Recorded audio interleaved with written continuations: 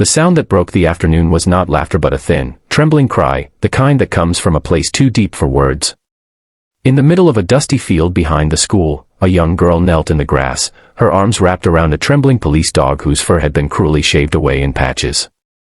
The dog's powerful body looked suddenly fragile, exposed to the world, and the girl's tears soaked into his bare skin as a group of boys stood nearby, smiling like they had just finished a harmless prank. None of them noticed how the air itself seemed to tighten, as if something far greater than their laughter was already moving toward them. Before the story pulls you deeper, take a moment right now.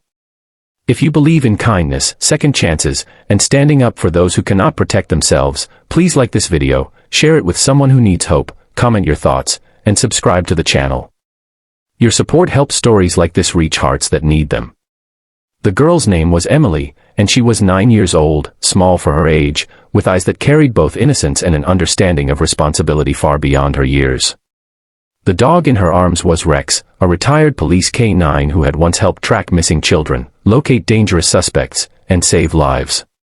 To Emily, Rex was not a former hero or a working dog, he was family. He had slept outside her bedroom door since the night her mother passed away, as if he understood that guarding her dreams mattered more than anything else. The day Rex retired from service, Emily's father had brought him home without ceremony, without explaining the weight of what that decision meant. He had simply said that Rex had done enough for the world and now deserved peace. Emily took Rex everywhere she was allowed to. She brushed his fur every morning, whispering secrets into his ears as if he were the safest place in the universe. When she walked him near the school grounds, people often stared at the large German shepherd with respect, sometimes fear, sometimes admiration. The boys who would later become the center of this story noticed that attention too. They were older, teenagers who thrived on proving their power in small, ugly ways. They saw Emily's quiet confidence and Rex's disciplined calm as an invitation, not a boundary. It started with whispers and laughter whenever Emily passed by. Then came the dares, the jokes about what would happen if they showed the tough dog who was really in charge. On a day when the teachers were distracted and the air was heavy with end-of-term restlessness, the boys cornered Emily near the old playground behind the school. Rex stood calmly at her side, trained instincts still sharp even in retirement. The boys' confidence grew because the dog did not lunge or bark. They mistook discipline for weakness. What happened next unfolded quickly and cruelly. One boy distracted Emily while another approached Rex with clippers they had stolen from home, laughing as if this were some kind of game. Emily froze in confusion and fear, her voice lost somewhere in her chest. Rex growled once, a warning that should have ended everything, but hands held him, weight pressed against him, and the buzzing sound of the clippers filled the air. Fur fell to the ground in uneven clumps, exposing skin that had never known public shame.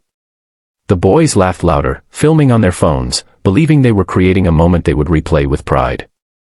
When it was over, they scattered, leaving behind a scene that felt wrong even to the birds overhead. Emily collapsed beside Rex, her small arms struggling to cover his body, her tears falling faster than she could wipe them away. Rex leaned into her, despite his confusion and pain, his training still telling him to comfort rather than react. To him, Emily mattered more than the humiliation, more than the fear. What the boys did not know, what no one in that field understood at that moment, was who Emily's father truly was. To the town, he was a quiet man who worked long hours and spoke little about his job. He attended school events when he could, stood at the back of rooms, and watched his daughter with a protective calm that came from years of controlling fear rather than being controlled by it. His name carried no weight in local conversations. But in places far beyond that town, his name meant precision, discipline, and an unbreakable code. He was a Delta Force commander, a man who had spent his life training to face humanity's darkest moments and still choose restraint. Emily did not run home right away. She stayed there, holding Rex, rocking slightly as if the motion alone could undo what had been done. A teacher eventually found them and called her father. When he arrived, the field seemed to go silent. He did not shout. He did not threaten. He knelt in the grass beside his daughter and her dog, his eyes taking in every detail, every patch of missing fur, every trembling breath. In that moment, something ancient and powerful settled behind his calm expression.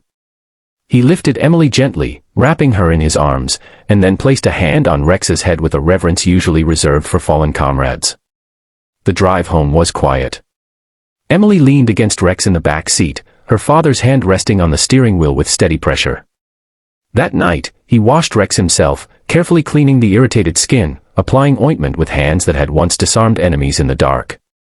He listened as Emily finally found her voice and told him everything, each word heavy with hurt and confusion. He did not interrupt.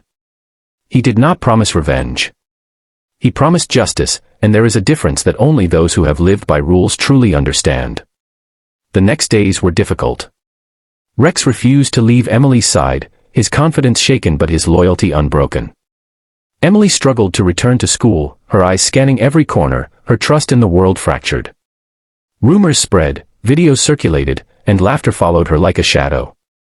The boys felt untouchable, protected by their numbers and their belief that cruelty was consequence-free. What they did not see was the quiet movement behind the scenes, the careful gathering of facts, the measured steps of a man who understood that true strength does not rush. Emily's father spoke to the police department where Rex had once served. He showed them the videos, the medical reports, the emotional impact on his daughter. He did not mention his rank, his history, or the operations he had led. He let the truth stand on its own. The response was swift. The community, once indifferent, began to pay attention. Teachers, parents, and officials could no longer look away when confronted with the reality of what had happened to a child and a dog who had given so much. The boys were identified, their families called in, their laughter replaced by pale faces and shaking hands. The weight of consequences settled in, not as punishment alone but as education. They were required to face what they had done, to see Rex in person, to understand that the dog they humiliated had once protected people like them. Emily's father attended those meetings silently, his presence calm but unmistakable. He did not need to raise his voice. The truth did the work for him. Rex slowly began to heal.